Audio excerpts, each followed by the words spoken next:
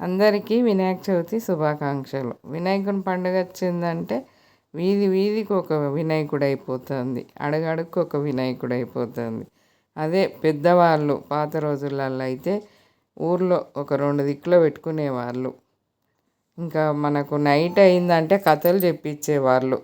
నవరాత్రులు అంటే నైట్ అంతా తెలితోటి ఉండేది ఊరు మొత్తం. కథలు వినుకుంటా బుర్రకథలు, హరికథలు, చిందోళ్ళ కథలు ఇలా నైట్ అంతా చెప్పేది. ఇంకా ఈ రోజులల్లో అప్పుడేమో కథలు చెప్పిపించేవాళ్ళు. ఊరేగింపు నిమజ్జన రోజు కూడా ఎడ్ల బండి మీద పెట్టుకొని కోలాటాలు వేసుకుంటూ బ్యాండ్ సపోర్ట్తోటి తీసుకెళ్ళి నిమజ్జనం చేసేవాళ్ళు. ఇప్పుడైతే డీజే ఉంటేనే వినాయకుడు కదులుతాడు అన్నట్టు అయిపోయింది. డీజే సౌండ్లు, డ్యాన్సులు. ఇప్పుడు వాతావరణం వేరు, పాత రోజుల వాతావరణం వేరు. ఎడ్ల బండి మీద తీసుకెళ్తా ఉంటే ఎంత సందడిగా అనిపించేది వినాయకుడిని. మళ్ళీ నవరాత్రులు అంటే నవరాత్రులు లాగానే అందరూ రాత్రి 10 గంటల నుంచి పొద్దున 3, 4 గంటల దాకా కథలు వినుకుంటూ కూర్చునేవాళ్ళు.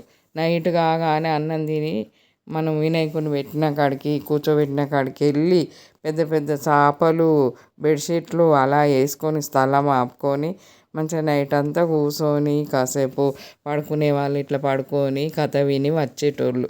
అప్పటి సందడి వేరు, ఇప్పటి సందడి వేరు. వినాయకుని పండుగ వస్తుందంటే అప్పుడు అంత సంతోషంగా ఉండేది. ఇలా మనకి ఇంట్లో చిన్నగా పూజ అయితే